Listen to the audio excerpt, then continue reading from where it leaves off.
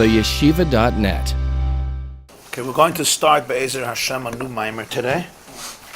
We finished yesterday the Maamer Rani V'Simchi. And I could say that we finished it, but so please turn to page 86. We're going to learn now a Vayigash Maamer of the Baal HaTanya, the Alter Rebbe in Torah Or Parshas Vayigash.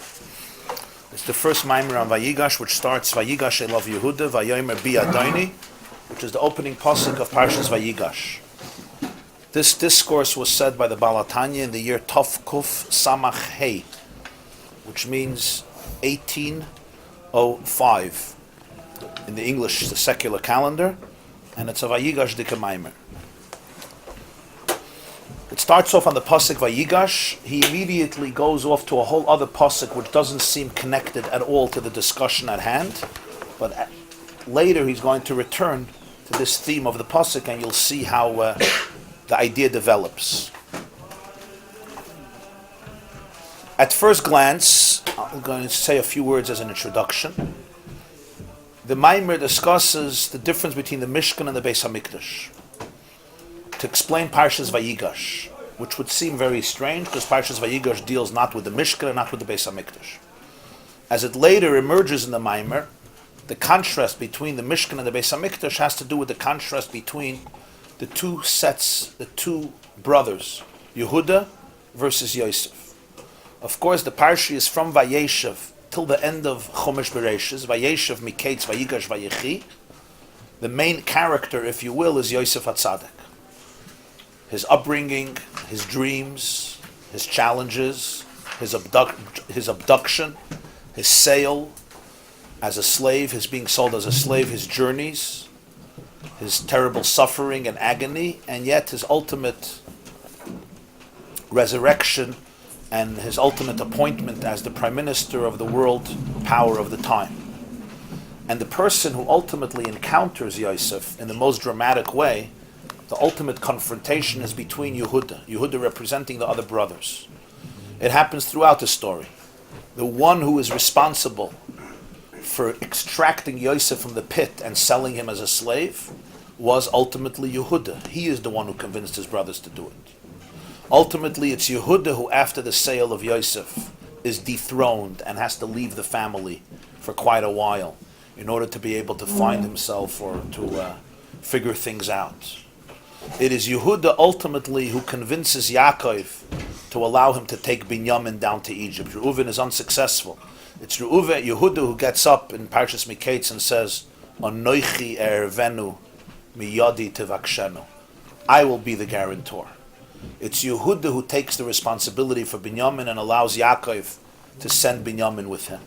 And it's Yehudah in the ultimate moment of truth, which turns out to be the most pivotal moment in the story, when Yosef, dressed up as the viceroy of Egypt, demands Binyamin as a slave because he was caught as a thief and in an act of treason, stealing the private goblet, the gavia, the becher of Yosef, of the prime minister of Egypt, and he wants Binyamin to be his slave to atone for the thievery, and Yehudah and his brothers to go back to their father. Va'atem alu l'shalom alavichem. It's Vayigash Eilav Yehudah. It's Yehudah from all the brothers who confronts Yosef. Vayomer Bi Adoni, let me speak to you. Yidaber nedavar ba'aznei avdecha v'al yichar. Don't get upset ki chamoicha kafarei.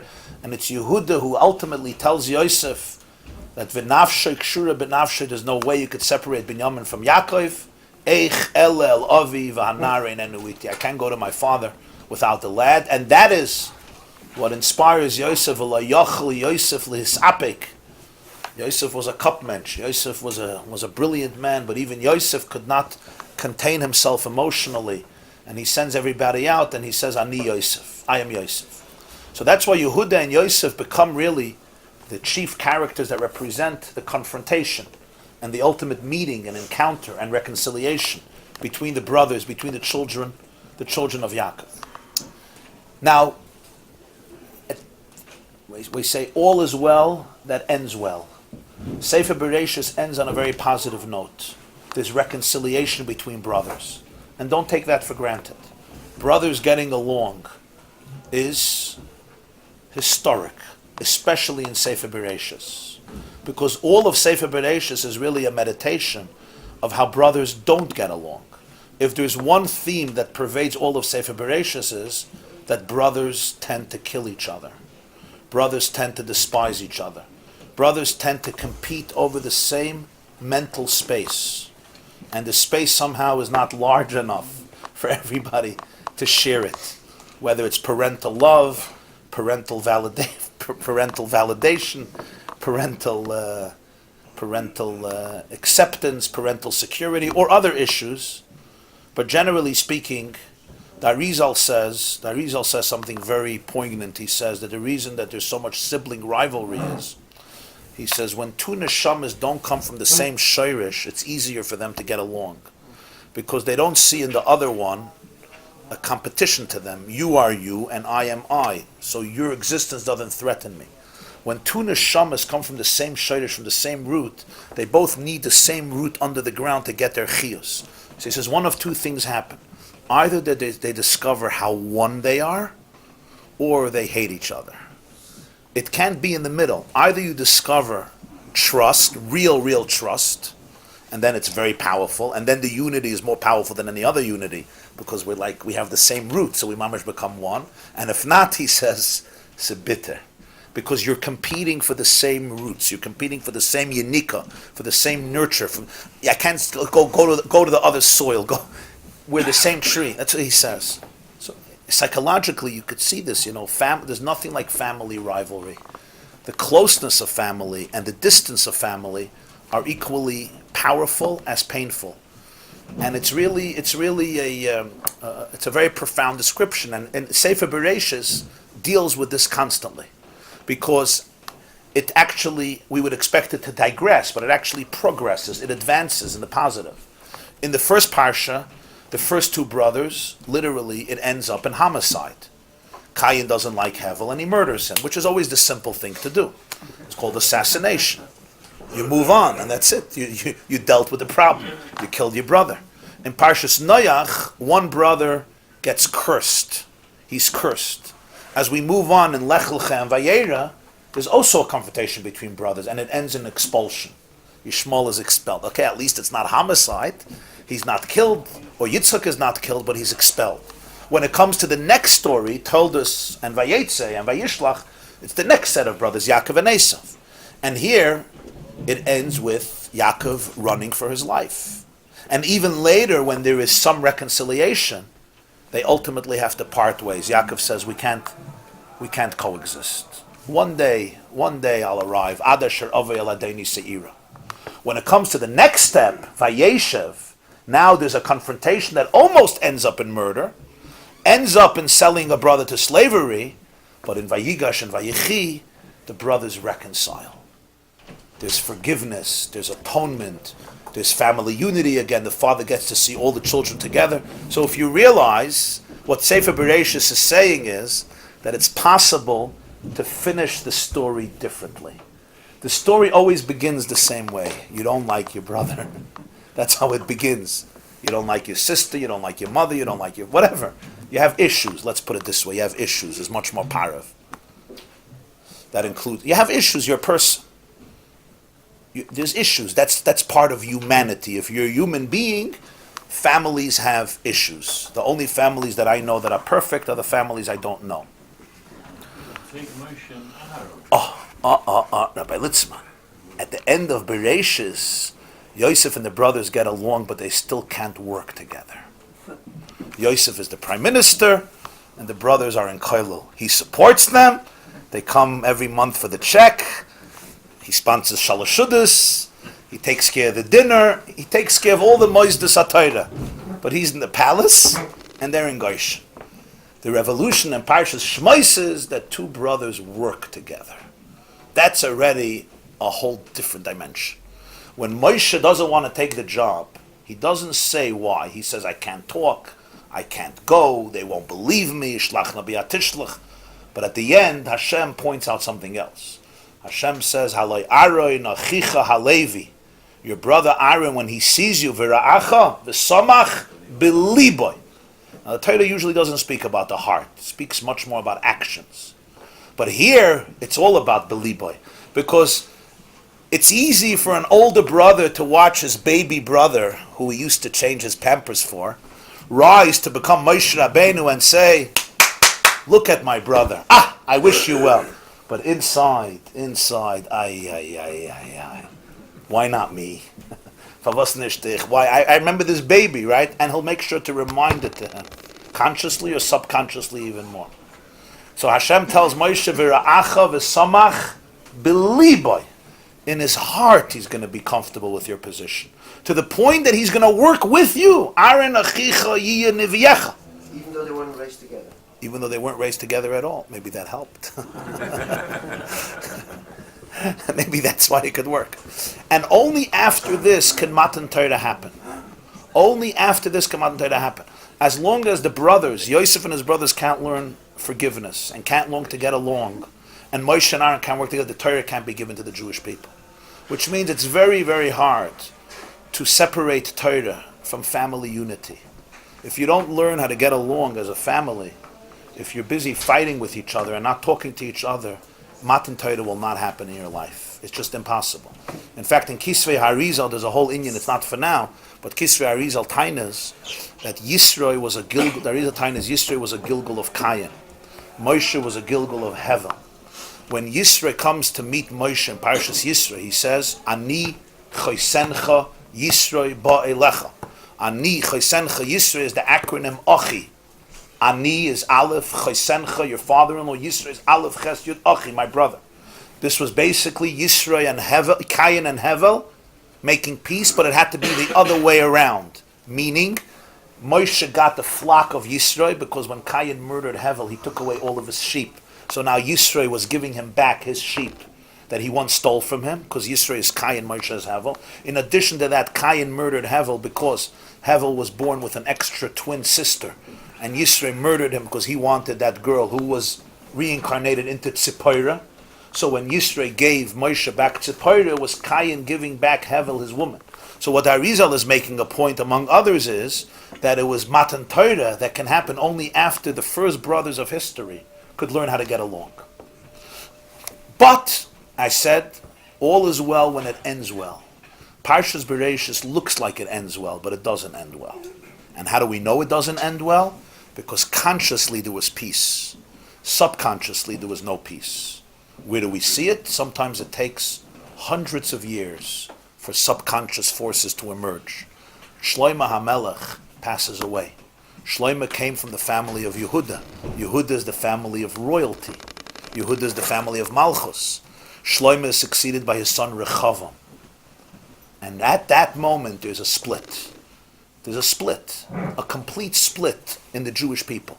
And who becomes a new king? Yeravam. Yeravam comes from the tribe of Ephraim. Yeravam ben Nevat. Ephraim is of course the son of Yosef. So suddenly there's now two kings in Klal Yisrael. There's Melech, Malchus Yehudah, and Malchus Yosef, called Malchus Yisrael. What we call the southern kingdom and the northern kingdom. The southern kingdom in Yerushalayim is carried on by the family of Yehudah. You'll have Rechavam, and it will be succeeded by the dynasty of David HaMelech for many generations, till the last king Tzidkiyahu, who will watch the Churban Beis HaMikdash and will be destroyed, will be blinded by Nebuchadnezzar Melech Bavel. But there will be a whole other kingdom which actually has much more citizens than the other kingdom. It has 10 Shvatim. And that is run by Yeravam ben Nevat, who comes from Yosef. And there's going to be sometimes peaceful relationships, but usually not, between the two Malchusin, which weakens the fabric of the Jewish people because they're not a unified force. And therefore, 150 years before the Churban Bayis Rishon, the 10 Shvatim are destroyed, exiled, and assimilated. And in one of the greatest mysteries of Jewish history, within a century and a half, we don't know what happened to these Jews, and we still don't know what happened to these Jews, even though every few years you will hear about a tribe in Africa, Japan, and Afghanistan who somehow claim to be one of the Aseres HaShvatim. But this is one of the mysteries of Jewish history, how in a century so many Jews just disappeared from the planet, we never hear of them ever again. That's the end of Aseres HaShvatim. The other two Shvatim, Yehudah and Binyamin, which are in Yerushalayim, remain. And most of us are descendants of them, even though we have descendants of all Aseres Hashvatim, because it's not that they all disappeared. It means their central communities disappeared. But you could have had somebody from Shevet Yisachar or Zvulun hanging out in Yerushalayim who didn't disappear. So it's not like we know for sure all Jews are from Yehudah and Binyamin, probably the majority. But in any case, suddenly that conflict between Yehudah and Yosef resurfaces again. And that's why there's a Haftarah in Vayigash, which he's going to focus on, from Yecheskel. Yecheskel Perik Lamed Zayin, and Yecheskel prophesizes after the destruction of the first Beis HaMikdash. And as we're going to see, the Rebbeinu Shalom tells Yecheskel, and it's the Haftarah of this Shabbos, take 2 sticks. On one stick you should write the name Yehudah. On the other stick you should write the name Ephraim. And take these 2 sticks and bring them together. And let the 2 sticks metamorphosize into one. To tell you and to teach you that there will be a day that the Jews will not be split anymore. There won't be 2 mamloches, 2 empires, 2 monarchs, one from Yehudah and one from Yosef, Rechavam and Yeravam, but rather they will become one. Va'avdi David Melech Aleim La'olam. My servant David will be the Melech. Va'avdi David Nasi Aleim La'olam. Mashiach Yosef's monarchy will merge and morph into Yehudah's monarchy, and they'll be able to be peace one day. And indeed, in Jewish history, the Maamer Masechta Sukkah, and in Zohar even more, we have 2 Mashiachs. We have a Mashiach ben Yosef and a Mashiach ben David. It's also a very mysterious sugya. Who is this Mashiach ben Yosef? And somehow Mashiach ben Yosef is a preparation for Mashiach ben David. The Gemara says at the end of Sukkah, Mashiach ben Yosef is going to be killed. And he's going to herald the coming of Mashiach ben David. Now, of course, Jews throughout history have always speculated about Mashiach ben Yosef and Mashiach ben David. That Rizal told his students that when they say, Semach David Avdecha Meheres Atzmiach, they should think about him, that he should remain alive. Because he's Mashiach ben Yosef. He died very young. He died 36 or 38 or 36 in 1572. But this is also a very intense discussion. This is the sugya that this Maamer is confronting. It's part, I shouldn't say the sugya. One aspect of this sugya of Yehudah and Yosef, original Yehudah and Yosef, and the way it resurfaces in Jewish history till the Asad Lavai, is what this Maamer deals with. And the way he gets into it is through analyzing the Mishkan versus the Beis HaMikdash. So really what you have here is, it's a very, as usual, a very spiritual discussion. It's Torah Sanister, it's Pnimiyus HaTorah. But it really sheds unique light on one of the great historical narratives, dilemmas, enigmas, tragedies, and problems that the Jewish people face. And what's going to emerge from here is a uniquely fascinating idea that Yehudah and Yosef were arguing about an idea. This wasn't a personal fight or debate, it was an argument about an idea. It's basically 2 ways of defining Yiddishkeit, 2 ways of defining God, 2 ways of defining our relationship with God, 2 ways of defining one's meaning in life. And as is always the case with most of these arguments, there's Eilav Divrei Chaya. There's truth in each. It's not one is a lie and one is true. There's truth in each. But the struggle is, can they coexist? Is there room for both of them? And what's the respect that each one gives the other? What's the space that each one gives the other? Rabbi Yoshe Ber Soloveitchik once said that in Volozhin, his father, his Zayder, Ohr Chaim Brisker, was the Rosh Hashiva of Volozhin. His Elta Zayder, who he was named after, Rabbi Yosef Dov Halevi Soloveitchik, known as the Beis Halevi, was also a Rosh Hashiva in Volozhin, together with the Nitziv.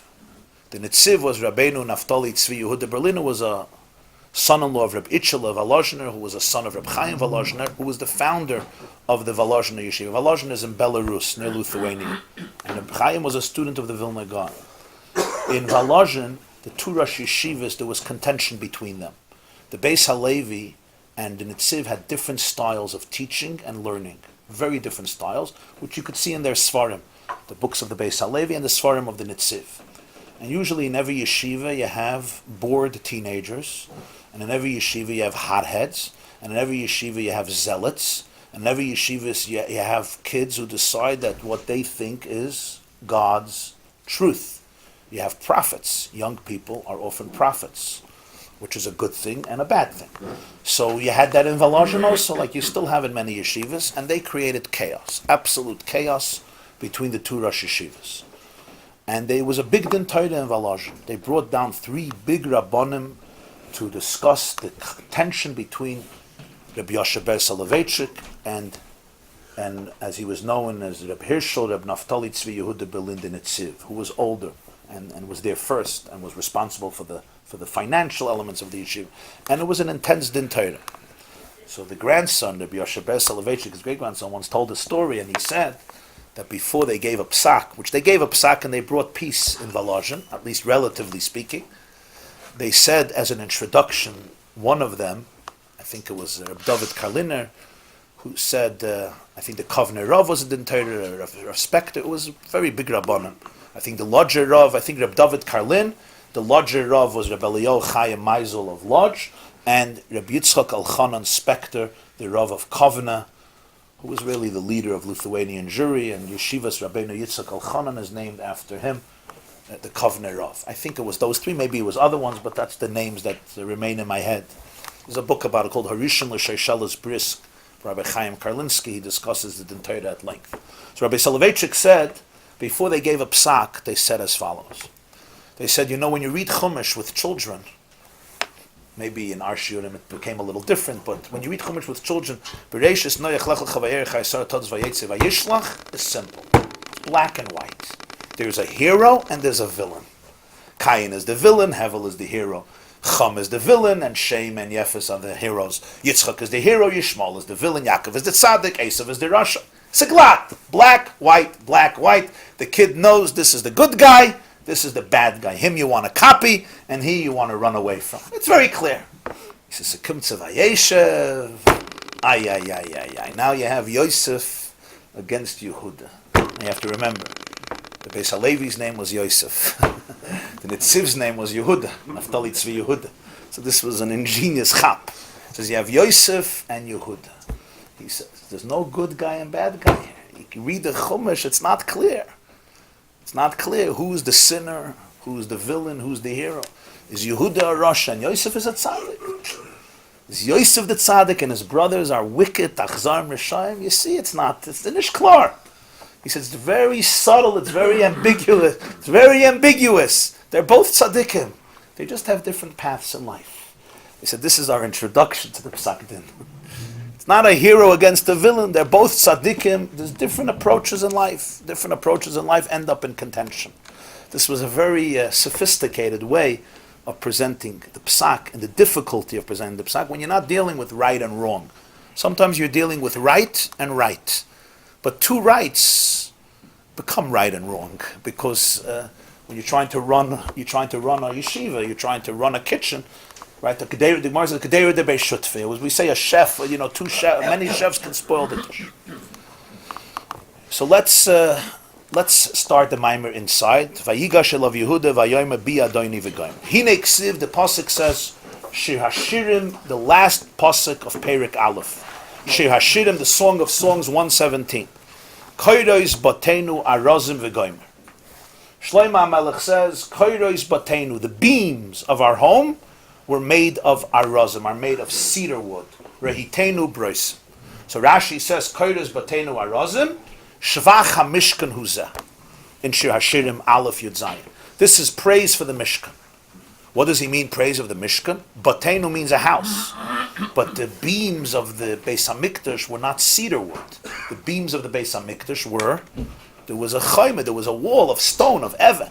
So when it says arazim, which is wood, Tzadik Katama Yifrach Ke'erez, Balvan and Yizga, the krushim of the Mishkan were made of atzei shittim, which I think is translated as acacia wood. How do they translate atzei shittim?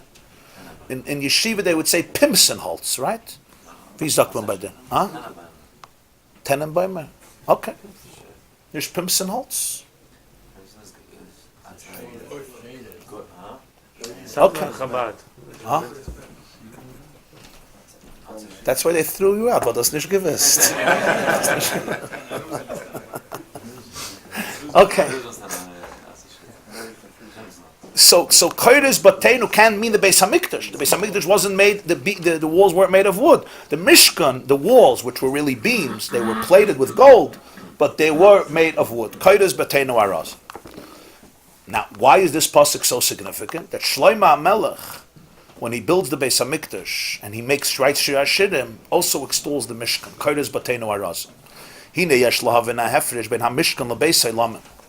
For this we have to understand the fundamental difference between the Mishkan and the eternal home, meaning the Beis HaMikdash. HaMishkan haya me'arazim. The Mishkan was built primarily of wood, meaning its walls, its confinements, its beams. Kamay shekasav, as it says in Parshas Truma, atzei shittim oimdim. You had to take atzei shittim and have them standing, and that's how you made the Mishkan. V'hamichse, now take the roof of the Mishkan. Haya me'iriyos izim v'oiris elim v'oiris tchashem. The roof of the Mishkan came from animal skin, the hide of goats, the skin of rams, and finally the skin of an animal called tachash. You had various layers of tapestries that were made from these oiris, from these fur, and they were covering the Mishkan. That means the walls of the Mishkan were made from wood. The roof of the Mishkan was made from animal hide. Ha-Beis HaMikdash haya me'avonim v'ofer dafka. When you analyze the Beis HaMikdash was made from stone and earth. Both the wall of the Beis HaMikdash and the roof, the Heichel had a roof, just like the Mishkan had a roof. We're not talking about the courtyard of the Mishkan. We're talking about the inner chamber, the Heichel of the Mishkan, just like the Beis HaMikdash had a roof. By the Beis HaMikdash, it was made of stone, and the walls were made of stone. You look at the remainders of the Beis HaMikdash that we still see now, including the Kaisel, you see what type of stone, what type of rocks we're dealing with. The Mishkan was made, the walls from wood, and the roof, not from stone, from hides of animals. And it's even deeper than this. Sha'asur lasses by eitz boilet v'achsadroyes shaleitz k'meshakasav Rambam Perek Aleph Milchas Beis Abchida v'im Sefer Achinuch Mitzvah Tav Tzadik Beis. It's not only they didn't; they were prohibited to do it. To make in the Beis Hamikdash eitz boilet, wood sticking out, protruding. We don't care if there's eitz behind the wall. That's fine. But to have eitz boilet, or even corridors of eitz that are plated with wood, walls of wood, was prohibited in the Beis HaMikdash. It's interesting, you could not have any visible wood in the Beis HaMikdash. What was visible? Earth on the bottom you can have, and you have rock, stone. In the Mishkan, it was all wood. Atzei shittim, all around and around, it was all atzei shittim. It says in the roof of the ulam, they had inside klunsayas are hooks of cedar wood. וצריך להבין מפני מה במשכן היו הארזים עיקר בבניין והאפר היו רק בקרקע משכן למטה ובמקדש נהפכו שהיו האבנים והאפר העיקר שאפילו הגג היה מהן ולא היו עצים רק כלונסויז של ארז הנזכרים ליל שהיו תפלים לעיקר הבניין. Here we have to have an understanding. Why by the Mishkan, the arazim, the wood, was the primary component of the foundation of the Mishkan. The beams that hold up the structure of the Mishkan were made of wood. Where was the earth by the Mishkan? Only on the ground. Because remember, the Mishkan was a mobile sanctuary, so therefore the earth was the desert earth. But where was the Offer? The Offer was the lowest level of the Mishkan. So by the Mishkan you have earth on the bottom, the walls are made of wood, and the roof is made of animal hide. By the Beis HaMikdash it's the other way around. Everything is essentially made of earth or rock, stone. The walls and even the roof. And here the eitzim are only subservient, they're only tuffle. It's a hook of cedar wood. So it actually goes in the exact opposite way. What is on the bottom by the Mishkan becomes the roof and the wall by the Beis HaMikdash. What is the primary structure of the Mishkan becomes completely subservient and concealed in the Beis HaMikdash. The explanation in all of this is it's known in every world there are 4 dimensions. Doimim, Tzaimeach, Chai, and Medaber. That's the acronym here, the Rosh Teves. Dalet Tzadik Ches Mem. Doimim literally means quiet, like Vayidoim Aaron, silent. Im Lo Shivisi V'Doy Mamti. Doimim is silent. This represents inanimate matter, inorganic matter. A rock is doimim, earth is doimim, a pebble is doimim. In other words, it seems lifeless. As we shall see, it seems lifeless. Today we know, even in science, that doimim is anything but lifeless. There is so much life, even in the tiniest rock. What is going on inside that rock in terms of movement and motion is incredible. But what is relevant to us is the visible display is dead, silent, quiet, no growth, no motion, no movement, no chiyus. Then you have Tzemeach. Tzemeach is the world of botany, the world of growth, of vegetation, where there's of course growth. Then you have the world of Chai, which is the animal kingdom, where you have not only growth, you have growth too, but you also have movement. And movement not just from the roots upwards, but movement in the sense that an animal moves around. You have communication, you have a living organism, including visible awareness and including visible emotions. And then you have medaber, which represents the speaking soul, which is the Homo sapien, what we call the human being, the medaber. But these four concepts are not just four realities in our world by which you can divide our planet. They also represent four concepts in every world. So in every single world you will have doimim, tzemeach, chai, medaber. In each world it represents something else. But there are correlations because every universe and every organism and every person operates on four levels. Doimim, tzemeach, chai, medaber. Ha-doimim hu lamata b'madrega tzemeach. The doimim is always lower than the tzemeach. That's why it's called doimim. It's quiet, it's inanimate, it's silent, it's lifeless, inorganic. Ha-tzemeach, where there is organic material. Tzemeach literally means, tzmicha means, litzmayach, to grow, is lamata min hachai, is still inferior to the living organism, to the animal. And then chuli of course means that the chai is lower than the medaber. V'ha'ilu shebekulam hu b'chinas ha-medaber. The one above is the medaber. V'lecha'ira tamua, which brings us to this question. Im kein mipnei ma ha'aretz davke toitzi tzimcha. Why is it that everything really comes from the earth? There's a pasuk in Koheles, hakoil haya min ha'afar. It's the earth, it's the soil that produces all tzemach, all vegetation. Sha'atzemeach yigadol v'noilad v'nimshach me'afar ha'aretz. It's the earth that gives rise. It's Mother Earth. The earth is the mother that gives rise to all the tzemeach. On one hand, you say that tzemeach grows and is far more prominent and significant than afar, even in terms of the benefit that it provides to the human being. But yet, the mother of tzemeach, the source of all tzemeach, is in the afar and from the afar. The seeds are planted and germinate in the earth. And trees and vegetables, flowers, plants, all bushes, everything grows only in and from the afar. Acha inyan, the loy re'iza kiri'iza. Of course, he uses here a classic Talmudic expression, loy re'iza kiri'iza, meaning don't mix up one element with another element. Emes tzemeach is superior to afar. It doesn't take away from the fact that afar is superior to tzemeach. Sha'af al pi sha'ad-doimim lamata b'madrega min ha-tzemeach. Even though the doimim is inferior in level, in gradations from tzemeach, im kol zeyash b'mayli yiseidim, it's ha-shorsh sh'lamayla m'b'chinas tzemeach v'chai.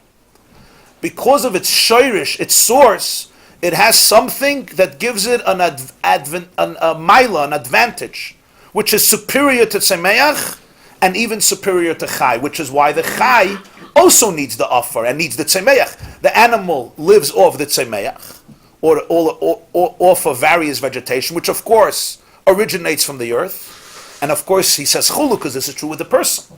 The person lives off the animal or lives off vegetation and produce. Even if you're mamish, a vegan, you still need the tzemeach. You can't live without the tzemeach. And even if you're living from balcha, you eat steak for breakfast, there's no way the behemoth is living without the tzemeach. And it all comes from the afar. We step on the afar. The afar is considered the lowest, it's doimim. Mitzad the shirish, there's something in the shirish of afar that's even deeper than tzemeach chai medaber. What does this mean? The hini yadua machlokes Tanayim beGemara. It's known the machlokes of Tanayim beGemara happens to be Beishamai and Beisil Chagiga Daf Yud Beis, which ostensibly is a strange machlokes, strange argument. Chad Omar, one says Shamayim kadmu la'aretz. Heaven precedes earth. Shenemar k'mar shekasov Bereshis bara lekim es hashamayim v'saretz. In the beginning, Hashem created heaven and earth. Heaven comes before earth. Chad Amar, another view is Eretz Kadma. Earth precedes heaven. K'mar shekasov, it says also in Bereshis, B'yoim asois Hashem Elokim Eretz v'shamayim. The day Hashem created earth and heaven. In the beginning of creation, Shamayim precedes Eretz. In the summation of the story, Eretz precedes Shamayim. So Beis Shammai says, heaven precedes earth. Beis Hillel says earth precedes heaven. Now what does this mean? Is this a chronological argument? What was created first? Is this an argument about significance? What is significant? What are the ramifications of this? What does this even mean? Heaven precedes earth precedes heaven. The truth is, as we're going to learn, that these are actually two very different shittas in life. Very different shittas in Yiddishkeit. Philosophically, theologically, and therefore it trickles down even psychologically and very practically. And ultimately, like in all of arguments in Chazal, we say, Eilav ve'elu divrei Elokim Chaim. The Gemara says in Eruvin, both these and these are the words of the living God, meaning, Shebemachshava eretz kadmul hashamayim. Ukeshabara bara hashamayim tchila. There are two states. There's the state of machshava and there's the state of actualization. In thought, earth precedes heaven.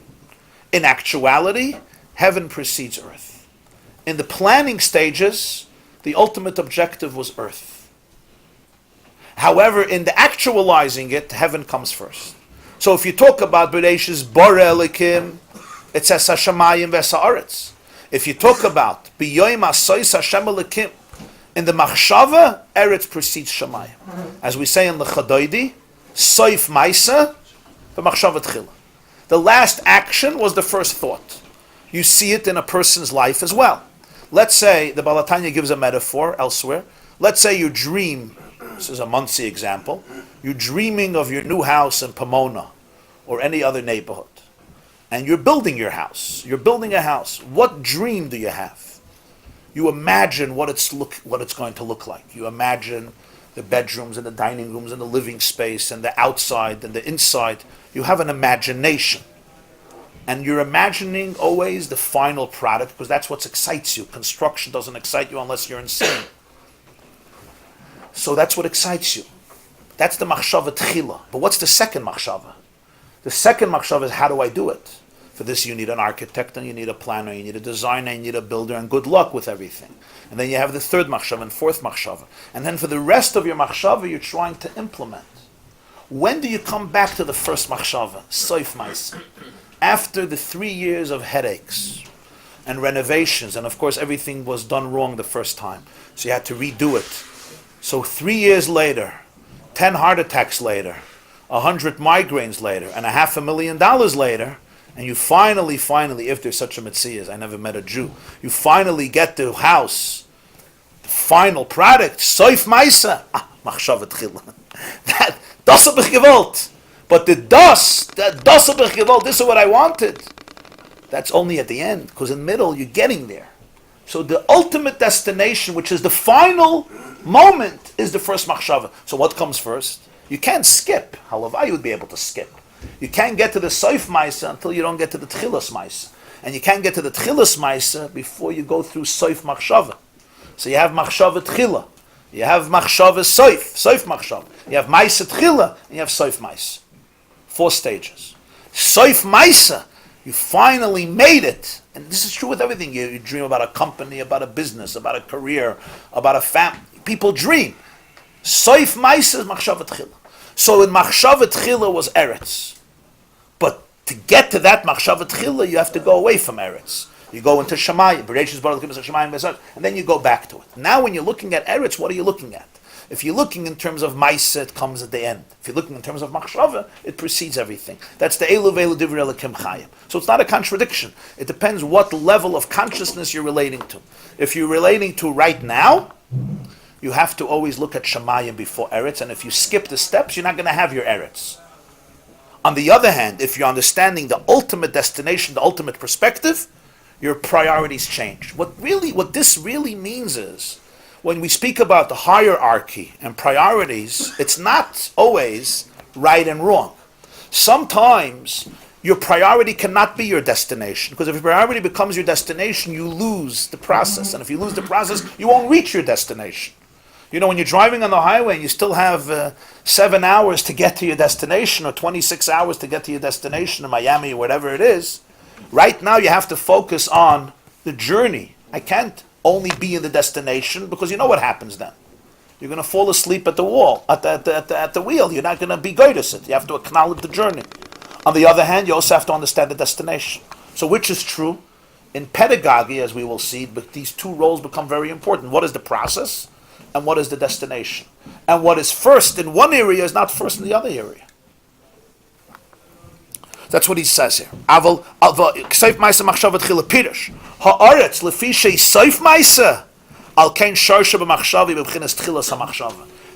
it's at the end, therefore it's at the beginning. It's haba hatalia. Because it's the lowest, therefore it's the highest. Because it comes last, it means it was first. If it wouldn't be first, it wouldn't come last. If it wouldn't come last, it wouldn't be first. It comes last, meaning it's the ultimate desire that comes after all the work. That is what was my initial spark. That is what excited me. B'meila. Aval hashamayim shem tchilas ha'maisa hem acharonim b'machshava. Shamayim is the beginning of maisa. It's the last one in thought. Kizeu haklal. This is the principle in life. Shahasoif maisa oila tchila b'machshava. What looks like the end is always the beginning. And what looks like the beginning is always the end. He says it's a klal. It's not a yotzim and a klal. It's a klal. What looks like on the bottom is always on the top. What looks like on the top is really on the bottom. It doesn't look that way. You could look at it and say, it's nothing. It's the earth, it's the bottom. It's really the top.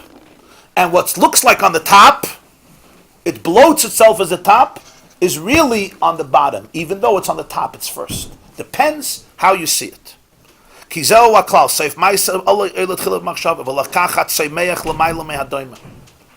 therefore, tsemeach is higher than doimim.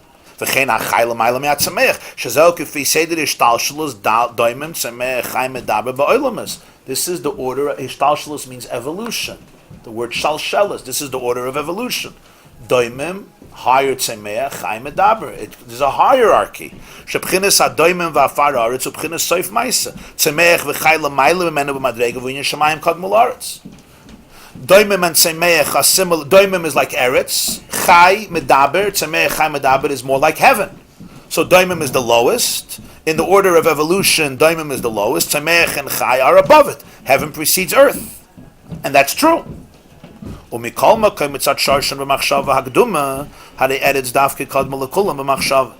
you can go back to the shayrish, to the machshava, to the divine primordial thought, suddenly the hierarchy changes. That which was so insignificant, that which was all the way at the end, which nobody spoke about, was really the first thought. That's why she can produce all the vegetation, because her source is deeper than all of them. They all become recipients of it. As we shall see, Yehudah and Yosef represent these two polar opposites. Who's higher than who? Who has to be the melech? Who has to be the subservient to the melech? Oh, that's far from simple.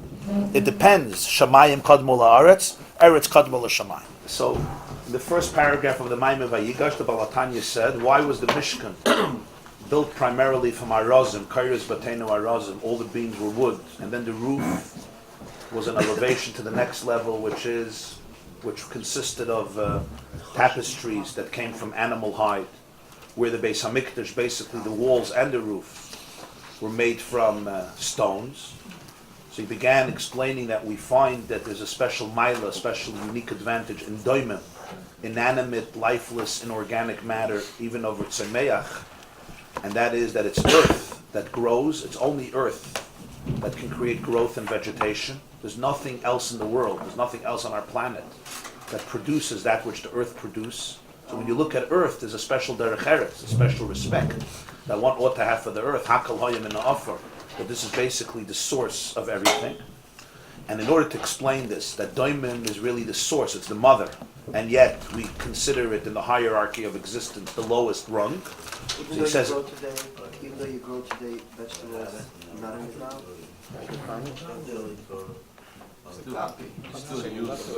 Huh? It's different dinner. You don't. It's not the same.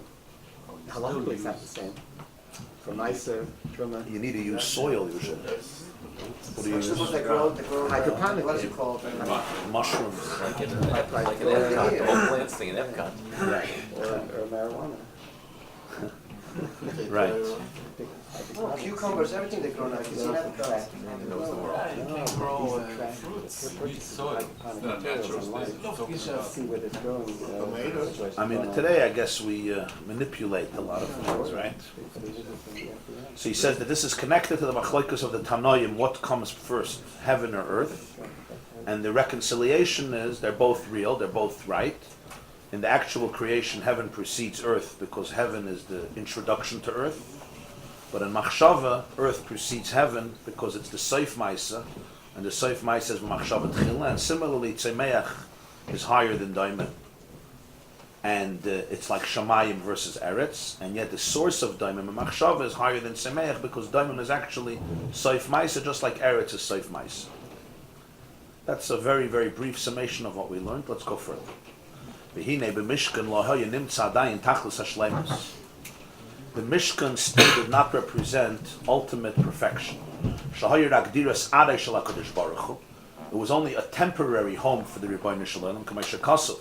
The pasuk says in Shmuel Beis, Perek Zayin, Ve'eya mis'alech ba'oyel u'b'Mishkan. The Mishkan, Hashem says, I walked around, I strolled around in the tent and in the Mishkan. In other words, the Mishkan is called an oil, not a bias. And in Halach, we know the difference between an oil, a tent, and a bias. Is a bias represents a makam kavu, a permanent residence, and an oil, by definition, represents a temporary residence. And it's not a question of quantity, not of how long you're going to live there. Even if you happen to live in a tent your whole life, but the quality of it, the nature of it, represents a more transitional, a more temporary residence. We all know that when a person lives in a diras ara, you don't have the same emotional relationship like when you live in a diras kva. You know, when your house is under construction and you rent somebody else's house, you're a tenant, or even if it's yours, but it's a temporary residence, there's no, especially for the akeres habayis, for the woman, you can't compare the emotional connection that you have with a diras kva to a diras ara. It's like a diras kva, it's like you find yourself there. This is mein Stub, it's my space. My space. A diras ara, you don't have that feeling. Even though technically you're doing the same things. You're sleeping and you're spending time there and you're celebrating there and you're having arguments there and all the beautiful things you do in your house. But nonetheless, there's a certain lack of permanence that you could see emotionally. You don't make it yours.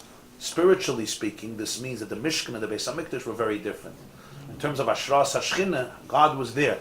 But it's called a temporary residence. It's called an oil versus a bias. Yeah. Even though the Yemais lived their whole lives in an oil. Emes. That's what I'm saying. It's not about how many years. It's about a certain nature. It's a certain qualitative nature. It's transient.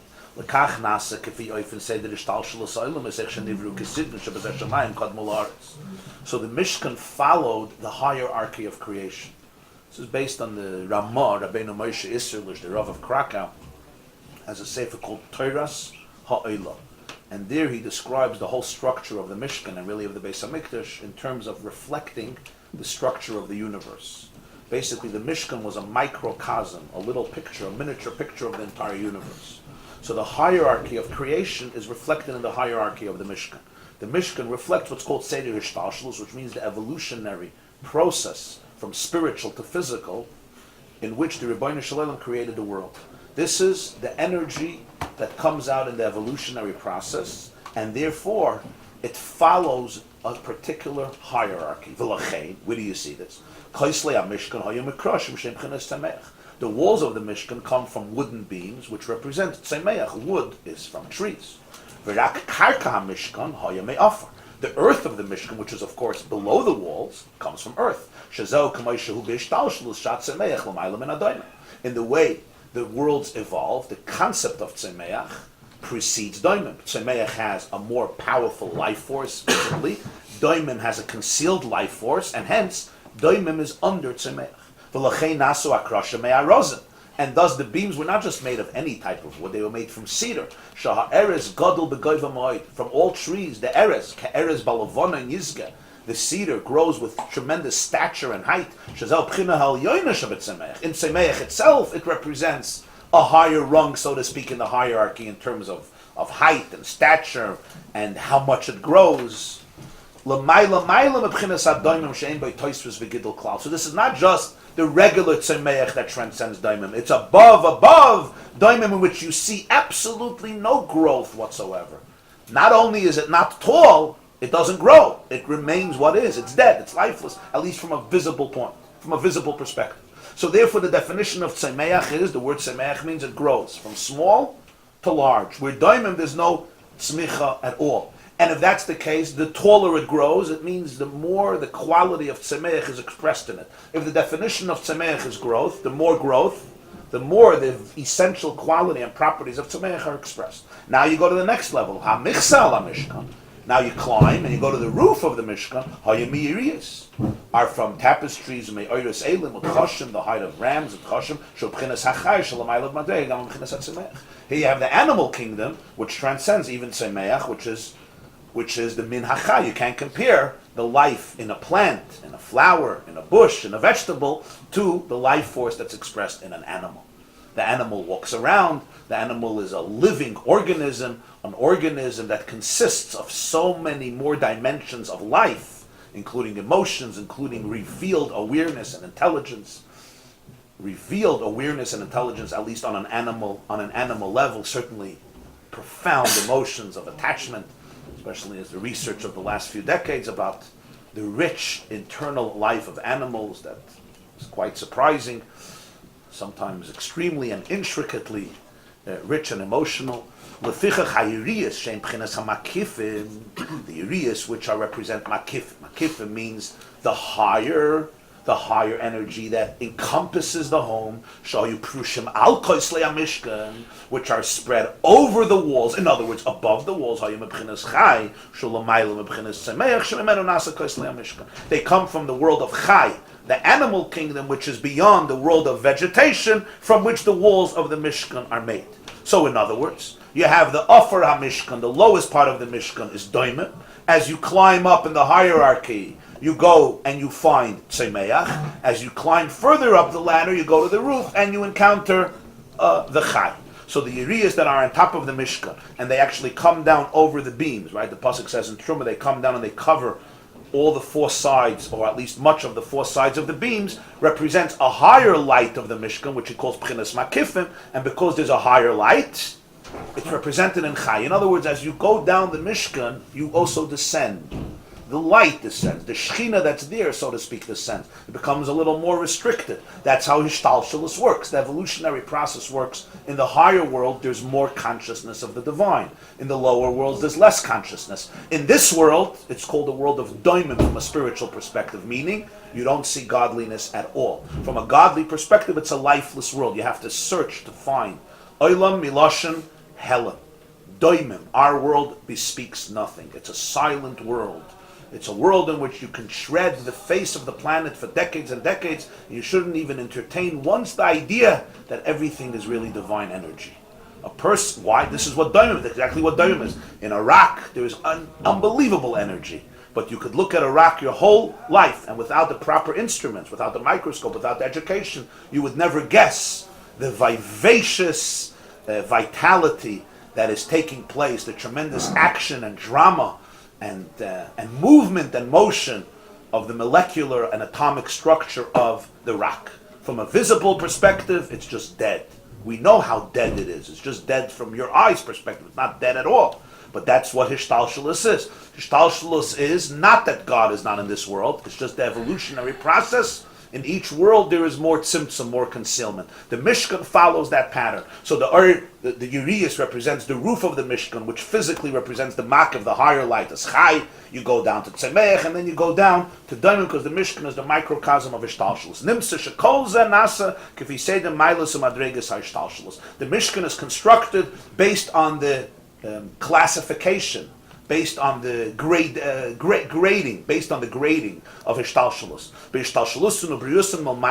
As the evolution comes from higher to lower, Shamayim Kadmu, heaven precedes earth, Chai precedes Tzemeach, Tzemeach precedes Doimim. Shamayim and Eretz here are used as a mashal, as a paradigm for Tzemeach, and of course Tzemeach is also not heaven, and Chai is also not heaven. But the idea is that where there's more ruchnius, or in other words, more life, there's a more expression of godliness. Shamayim has more ruchnius. Godliness is more revealed in heaven. Heaven here is a metaphor for spirituality. For the higher world, heaven precedes earth. And the same concept comes out. So Shamayim and Eretz is using as a paradigm to compare to the concept of Chai, Tzemech, and them, even though, of course, all of them are in Eretz. Even a Chai is in Eretz. Question. Yeah. So I understand that Hishtalshelus and the light being more restricted, but how does it relate to the first line in the column? Why does Hishtalshelus and grading? Excellent question. The question is, why does that represent that the Mishkan is not a state of Tachlis Hashlemus? So now we have to see the contrast, which he's going to immediately continue discussing. The Beis HaMikdash represents a far deeper perfection. The Beis HaMikdash is called his permanent residence. The Pasuk says in Tehillim, Zois minuchasi ad de'ad poi eshev ki ivisiha. This is my resting place for eternally. And there's the Rambam Paskins and Hilchas Beis Abchira famously that the Kedusha of the Makam HaMikdash Eina Ptela, even after Kibush Rishon, even after the first conquest, where the Kedusha of Yehoshua was bottled, L'shitas HaRambam, Kedusha Rishoyna, Kitchel L'shayta, V'loi Kitchel Asid Lavoi, nonetheless, Kedusha HaMikdash is not bottled because it's B'pnei HaShchina, U'Shchina Eina Ptela. You can't say that about the Mishkan. The moment they transferred the Mishkan from one place to another place, 5 minutes ago, this earth was a sacred place. And if you walked into this earth, if you walked on this soil, you walked in, Hazar HaKarev, you must. 5 minutes later, as the Bnei Kahas transported the Mishkan to a new place, and suddenly this Afar had no zecher, had no memory, no trace of it. That's what a diras ara is. Beis Hamikdash is zois menuchasi adeat shahaya me'eino elam hama. Why do we call it Tachlis Hashleimus? It really reflected the future world. Mashayiyah be'elef hashvi k'shiyah menucha l'chayei olam. In the 7th millennium, when we say Harachmani Anchilenu Le'em Shekul Shabbos Menucha, the day of serenity for eternity, the menucha, zois menuchasi in the Beis Hamikdash. This doesn't mean the Beis Hamikdash was always a serene place. What it means is that the serenity that one can access in the Beis Hamikdash contained in it something of the energy that is going to be revealed in the 7th millennium, when we say there will be menucha for eternity l'chayei ha'olam. So when you say the Beis Hamikdash was a diras kva, what do we mean here, a diras kva? A diras kva is, you call it your own. You're fully present. Like we said in a diras ara, there's a lack of an emotional connection, right? Sometimes a wife will tell her husband, I can't call this my home. It's just not mine. It's somebody else's. I could make a few pachkas, I could do some pachkas and hang up a picture of my Elta Zayda or Elta Baba, but it's not mine. It's a certain, it's a sensitive relationship to your didi, even though what's the difference? But it's not like that. Dira Noam Archiva Daita Shaladam. A permanent residence, it's like you're fully present there. This means that in the Beis Hamikdash, so to speak, there's a full presence of Hashem. In other words, what we learn in the Beis Hamikdash is truth the way it's in God's mind, not only the way it comes out in Seder Hishtalshalos. That's the difference. In the Mishkan, you have the hierarchy of creation, the way it's manifested. The Beis Hamikdash, you have a reflection also of the mind, the strategy behind the creation, and therefore, Sha'az tis'ala ha'aretz al yoyna. La'asid lavai, suddenly, the earth will be sublimated, shehi, and it doesn't only mean this earth. It starts off, everything in the physical is a evolution from the spiritual. So when you speak about a flower, or you speak about water, or fire, or snow, you have the physical properties of snow, but like everything in the world, it evolved from spiritual properties of snow. You have snow in the world of Atzilus, you have snow in the world of Bria, you have snow in the world of Yitzir, you have snow in the world of Asiya. What does snow mean? It means something else. Everywhere. In the world of Asiya, snow means hopefully there won't be school. That's the translation of snow. For some of us, it means a more beautiful world. For some of us, it means working for an hour to get your car out of the driveway. Whatever snow means. And for some people, it's a poetic, splendid experience in which they become children again and celebrate life in a unique way. When a neshama of Atzilus says, I think it's snowing, there the snow means something else. It's the same snow, but it doesn't assume the physical properties. It's the spiritual energy of what snow is, and the same is true with rain and everything else. So the broadcasts that we hear from the meteorologist, right, there's different layers of it. It's the same broadcast, but what does it mean? What does rain mean? What does snow mean? And the same is true with everything. So everything has a source in Ruchnis, and it comes in the Gashmi. So he says, Eretz Elyoina is going to be sublimated. True, P'chinas Malchus D'Atzilus Lias L'mayla Mikula. Which in Atzilus, Eretz is Malchus because it's the 10th and lowest Madrega. And that is going to become higher than everything. Kamay Shekasav, as the Pasuk says in Mishlei, Eishes Chayil Ateres Baila. A woman of valor is the crown of her husband, meaning, Shetia Ateres La'asid Lavoy L'Ze'er Anpin D'Atzilus. Eishes Chayil, Kabbalistically, is associated with Malchus, femininity, royalty, the feminine quality of the world of Atzilus. One day, the Isha will have the Ateres. The crown is above the king. The crown adores the king. The crown represents that the king was elevated to something beyond his own humanness. He became a king. The Eishes Chayil is Ateres Baila. She elevates her husband. Suddenly what will be revealed is that the feminine quality is deeper than the masculine quality. That Eishes Chayil is the crown to her husband.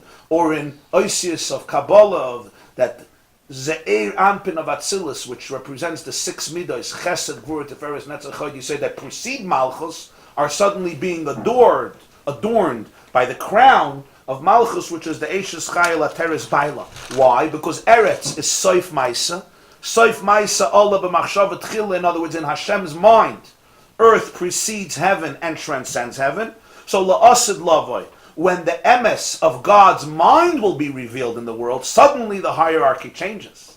Suddenly what is Soif Maisa, what is Daimon, what has been dismissed as not that significant, actually occupies the deepest significance. In every world, you have the heaven of the world and you have the earth in the world. From the highest world, Atzilus, you have Shemayim and Eretz. And in the lowest world, in our world, you have Shemayim and Eretz. And generally speaking, in the Seder Hishtalshalos, Shemayim precedes Eretz, and Eretz receives from Shemayim. So you have Medaber, you have Chai, you have Tzemech, and you have Doimen. Eishes Chayla Teres Baila represents a topsy-turvy, a shift. V'hainu mitzat sharsha. Because the source will emerge. Shel also b'machshava akduma tchila Eretz kadmul l'shama. That in machshava akdum, in the primordial thought, Eretz precedes heaven. L'chein af bebeis hamikdash oyamein olam habo. So the Beis Hamikdash, which reflected this level of energy, look at the Beis Hamikdash. Nase ikir abayis me'avonim va'afor shem b'chinas doim. The primary structure of the home was built from what? From stones, from earth, which represent doimim. Sha'af hagag ba'amazeva. Even the roof and the ma'azeva, the gutters. Shehi b'chinas hamakif, which is the makif of the Beis Hamikdash. In other words, the higher light of the Beis Hamikdash, nasa me'avonim va'afar v'loy ma'arazim. No cedar, stones, rock, lifeless. Shehu kifi mashiyeh la'asid lovay. It's a reflection of the future. Evan masu aboinim will see hoysel l'rosh pina. The rock that the builders dismissed as nothing became the cornerstone. And it was said about whom? David HaMelech. David HaMelech. That's the key. David HaMelech. V'loy me'arazim shehu kifi mashiyeh la'asid lovay shebchinas eretz kadma. Earth precedes. Eishes chayil ateres bailam mitzat sharsh. I'm not going to get into this right at the moment. I'm just going to throw something in. Every alpi, the Torah of the Balatanya, every change in history in the world is a reflection of divine energy that comes into the world at that time. Every development in history is because humanity senses something. Why do they sense something? Because God is communicating something. The question is, do they know how to articulate it? Do they know how to access it? And the most important thing is they know how to apply it in a productive, divine way. There's a reason that in the 1950s, there's a reason that in our generation there was an explosion of a concept called feminism. How it's applied may sometimes be productive. I thought he was going to say the atomic bomb. Atomic bomb also. They're both the same. Bomb is Eilav HaTorah, but something. Same destructive I know qualities. I know. Don't say that too loud. Your wife may be listening. But so it's very easy to look. This is an important idea. Why I want to say it. It's very easy to look at a development in the world and see that it leads many people to make decisions that may be very counterproductive in the long run. The classic example would be feminism. I think it was Gloria Steinem who explained and said famously, women need men like fish need bicycles. And this introduced a consciousness. Marriage, relationships, we need men like fish need bicycles. And you know how much fish need bicycles. So it's very easy, especially from the perspective of the Torah Jew, to look at it and just say, feh, dismiss it. But that's really a superficial perspective. Because what's happening is civilization tunes into a certain energy which is a divine energy. But if you don't have the tools and the language to be able to articulate it, it can go into many different directions. Feminism is really a sense of an energy of Eishes Chayil Ateres Bailam. A perception of femininity that's introduced to the world the closer you get to Yom Shekuli Shabbos and Menucha, when Eretz Kadmul Shamayim. So even though throughout thousands of years the paradigms of society were the woman follows the husband leads the home, suddenly there was a revolution. Vas, vu, ven, why is this idiot this Shlemiel, Shlemazel, Shmegegi, going to tell me how to live my life. I'm going to get salaries more than me. He's going to be the judge and the lawyer, whatever he's going to be. And I'm going to be waiting for him with his Crocs to come home. And here, dinner is almost ready. Was binach. Was binach.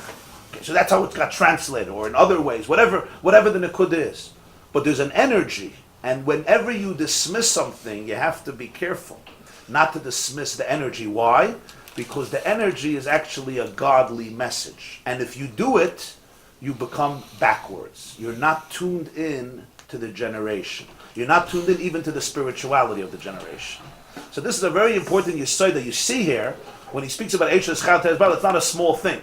Because what this means is that as society develops, it graduates from a Seder Hishtalshalos hierarchy to a deeper form of a hierarchy, where you see things on a deeper level. And on a deeper level, what was seen always as subservient sometimes is actually completely transformed. Of course, in the ultimate truth, it's Eilav Eilav Divrei Elokim Chayim. Shamayim precedes Eretz, and Eretz precedes Shamayim. It's just at certain moments you could feel one in a more powerful way, and in certain moments you could feel something else in a more powerful way. That's basically the difference of the Mishkan and the Beis HaMikdash. Now, so the Beis HaMikdash, the roof, which represents the Ur Makif, is done from Avonim, offer. Suddenly the earth became the prominent feature. Rak sheklun soyuz shel eretz shahoya ba'atikra hem hoyu b'chinas tamchin levad le'ikir atikra nasma b'chinas daimim u'bekinyan tamchin berais. In the Beis HaMikdash, you had hooks of cedar, but they were completely subservient to the primary structure. They were concealed in the roof, and they were basically supporters. They were supporting of the gutter in certain aspects of it, which is like tamchin daraisa, supporters of Torah, that allow the Torah to be learned. And therefore, it's not like the Mishkan with the beams of cedar. This was the stature of the Mishkan. Here, the main Beis HaMikdash is doimim. Inside the doimim, you have a little tzemeach. That's the paradigm of the Beis HaMikdash. V'hinei nira ba'alil gamkein b'china zu sheyesh ba'aretz ma'ila yisera. You know what ba'alil means? You could see in a very visible way that there's something in earth that doesn't exist anywhere else. And that is, we learned before the Maila of Doimim that it creates production, it produces, it grows, to the point that Semeach needs earth, and Chai needs earth, and Medaber needs earth. That's Parshas physically. Now he's going to say there's something else you see in earth. V'hu b'chines habitul sheyashba. And that is the quality of bittul. Avram Avinu says, V'anoichi ofar ve'efer. We say in Shemona Esra, from Brachas, at the end of Shemona Esra, L'kain it said from Brachas Yud Zayin, V'nafshi ka'ofal akaltiya. What's V'nafshi ka'ofal akaltiya? The exact opposite of tzemeach. You don't step on a cedar tree. If you're a good monkey, you could maybe climb it. You don't step on a cedar tree, it's going to step on you a lot faster than you'll step on it. Afar invites you. Afar says here, Kum tretaf mir. Sheyesh baretz ma'ali yisera v'b'chinas habitul sheyesh bar sheyi midras tachas kapis ragle haka. It becomes midras. You know what midras is? Midras is, it becomes, so to speak, the stepping stone under everybody's feet. People walk on it, and the afar is comfortable. It doesn't protest. It doesn't holler. It doesn't fight back. On the contrary, it's almost made for it. Here, come, step on me. Mashekin atzemeach? No way. Gdelim begoiva, v'isnasus, psashtel, psashtolz. Now, what is this? What is this? If somebody, now here we have to be sensitive to what he's going to say. If you say there's two people, one person is a tree, a cedar tree, and one person is earth. And what's the difference? On one, nobody steps. They look and say, wow, he's tall, I'm not going to start him. And the other one, here, come, step. Oh, you also want to step on me? No problem. Thousands of people could step on me and I won't say a word. In today's vocabulary, that's not a very encouraged quality. Self-confidence, self-empowerment. Teves. You mean months ago. Teves and brachas, of course. That's going to be the point. You're giving up your yeshus. Right. But the truth is, the Teves you mean, yeah. The truth is, depends how you define it. Yeah, if you define it, I'm just a doormat, I'm basically a rag, step on me. That's not what he's talking about. He's talking about the Milas Habitl that the offer has. What is this Milas Habitl that the offer has? It says, Bitl zeh nimshach mitzat sharsha hanayla b'machshava. It's because offer's unique shayrish in Hashem's thought. Soif Maisa b'machshava tchila. Shahamachshava hi b'chines cheshev ma. Machshava is a combination of two words.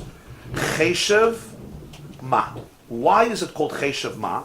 The word ma hu tachlis habitl. K'ma sh'amar Moshe Rabbeinu olav hashalom, v'nachnu ma ki salinu aleinu. When they attack Moshe, they want to stone him. Moshe says, what are we? V'nachnu ma. And ma is what? Vos. V'nachnu, what are we that you're attacking us? What do you see in me that you want to stone me? You don't know me. V'nachnu ma. What is Moshe Rabbeinu saying? I'm a conduit. I'm not here to control you, to be a dictator. So ma is something that you don't even know what it is.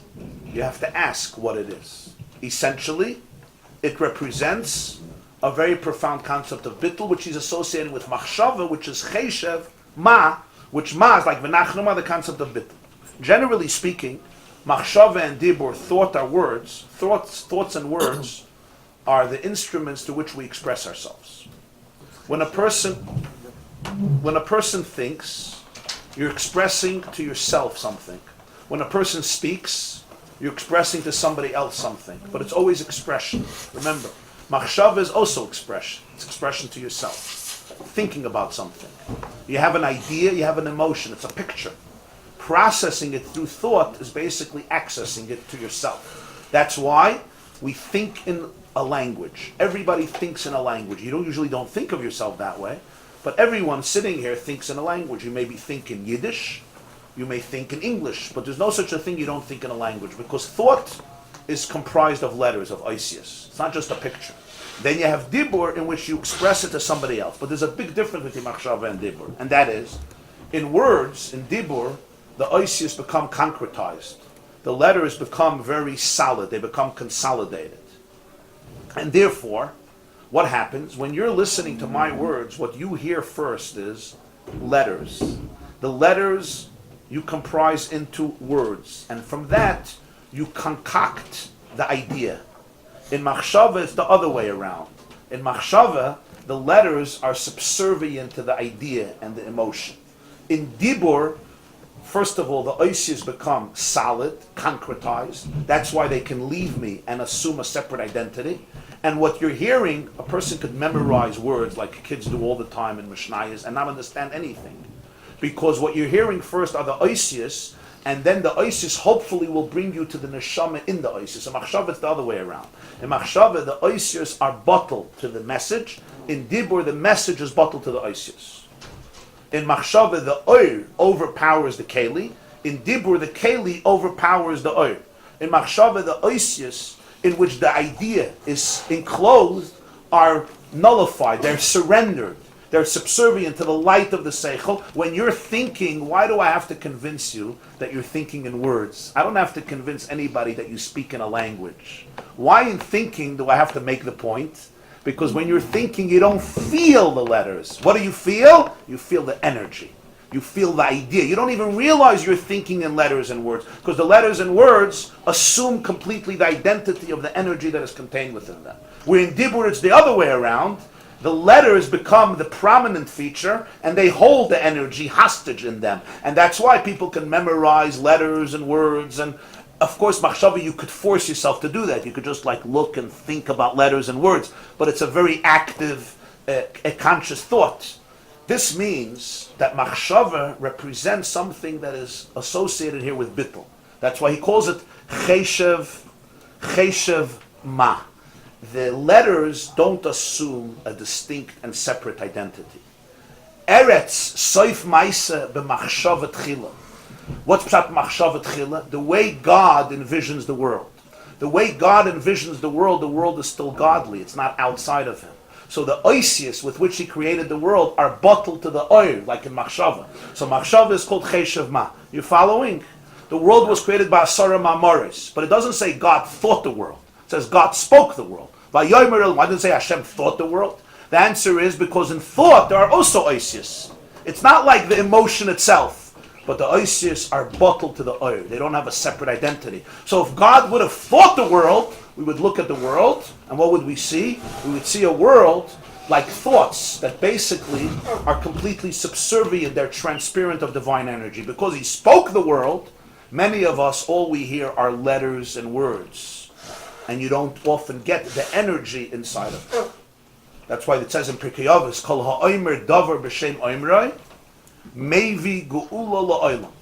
Literally, if you say something in the name of the person who said it, you bring redemption to the world.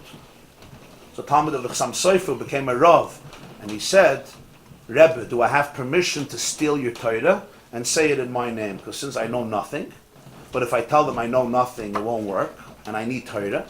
But if I say everything in your name, they're going to say, why don't you come up with anything on your own? Do you give me permission to say your Torah and claim that it's mine? Chassam Sofer said, no problem, I'll give you permission, just one thing. If you're saying your own Torah, don't say it in my name. My Torah you could say in your name, don't say your Torah in my name. Don't associate me with your ideas. What's Kol ha'omer davar b'shem omer mevi ge'ula la'olam? Kol ha'omer davar b'shem omer means if you can identify in everything in the world, Shem Oimrei, the one who said it, B'dvar Hashem Shamayim Nasu, mevi ge'ula la'olam. You redeem the world from its concealment. Because in Dibur, the energy becomes subservient to the letters. In Machshava, the letters are subservient to the energy. We don't feel the language in Machshava. It's just automatic. It's a process. So Machshava is a higher stage of the universe. Machshava is also creation. But Soif Maisa b'Machshava Tchila. Because Eretz, because Earth comes from Machshava Tchila, and in Machshava Tchila there's nothing outside of the divine energy, therefore it has bittul. So the bittul of Eretz doesn't come because it's a shmata. It comes because its self is one with God. Because its sense of self is one with God, it doesn't need an ego to justify its existence.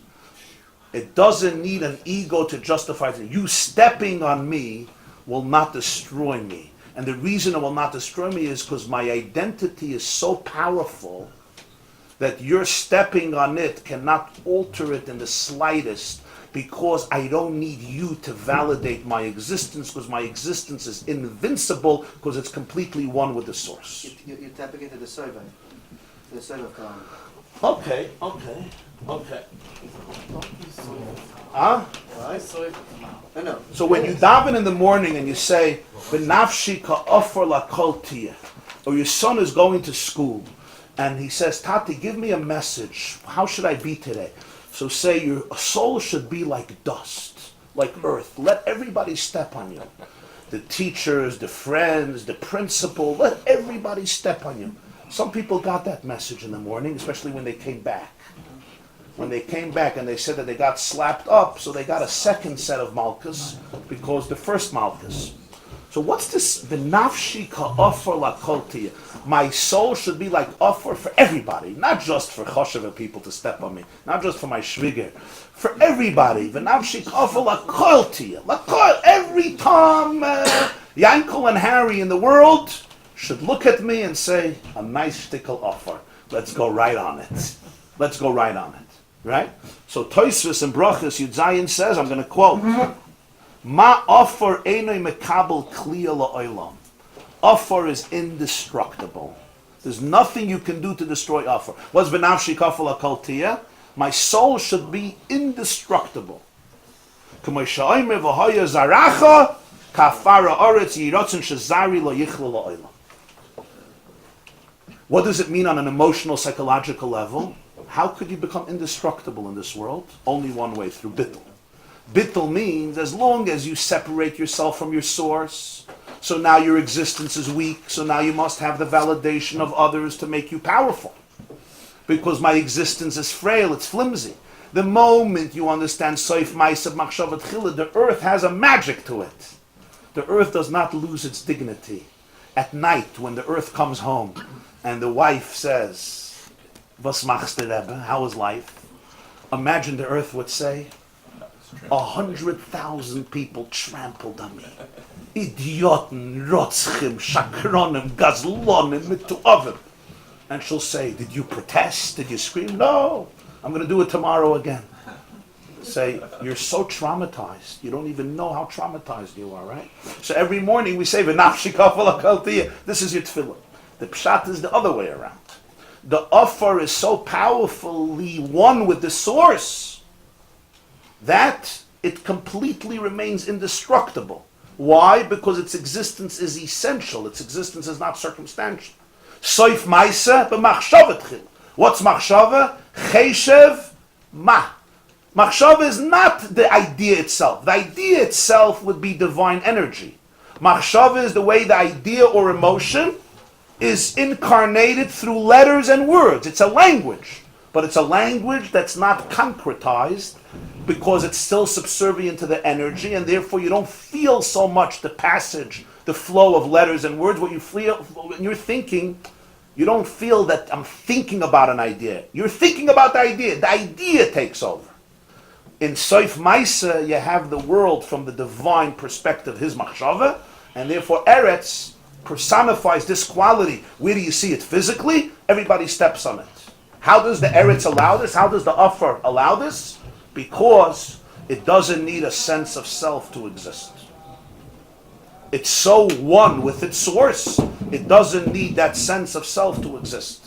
Because its wholesomeness is not acquired, its wholesomeness is completely innate. Just like God is invincible, that which is one with Hashem is invincible. So Tosfos says, "V'nafshi kafal akaltiyah," I should be indestructible like Ohr. And it's Haba Hatalia.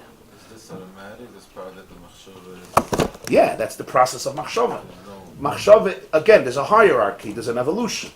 In Dibur, the thoughts come down, they become more concrete, they become more coarse, and they become a little more detached from the source. That's why I could speak words, and trust me, I know from experience, what I say and what people hear are never the same thing. In fact, often I'll go over to somebody and say, "What did you hear me say?" And he'll tell me, and it's the exact opposite of what I said. He wouldn't even think so. Why? Because words tend to assume a separate identity. And in fact, you could listen to the words, you can memorize the words, you don't even have any idea. Or you misconstrue the idea, you hear what you want to hear. Machshava is far harder to manipulate because it's inside of me. It's not different what you said, it's different what you of course, everyone takes it. Yeah. So when Hashem thinks the world into existence, it's never separate and it's not distorted. When he speaks the world into existence, we all see a world. The world is his speech, but what do you do with his speech? First of all, you can detach the speech from the speaker. This is what people do. You hear of art, right? You say it over on Shabbos. You don't say who you heard it from. Why? You don't have to. You don't have to. The words don't demand allegiance to the source. The words become separated from the source. That's the Chiddush. Kol ha'omer davar b'shem oimra.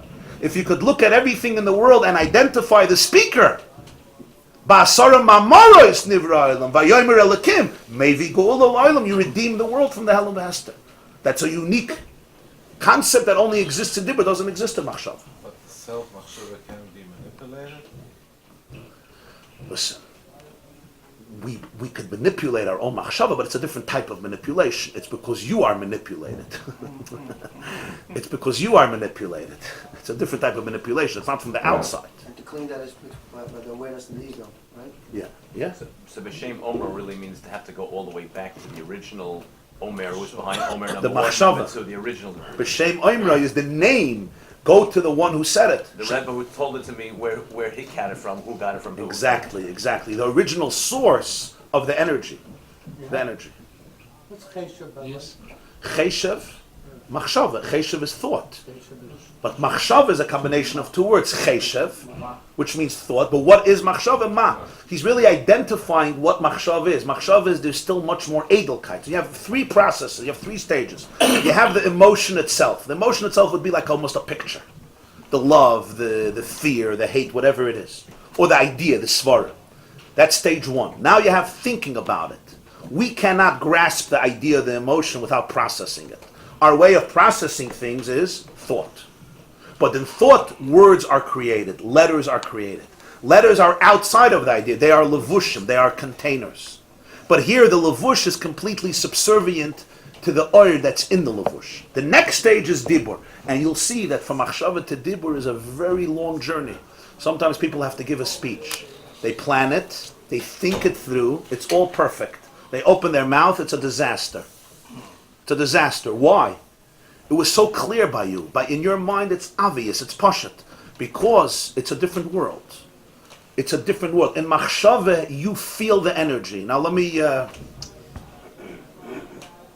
I'll visualize it to you this way.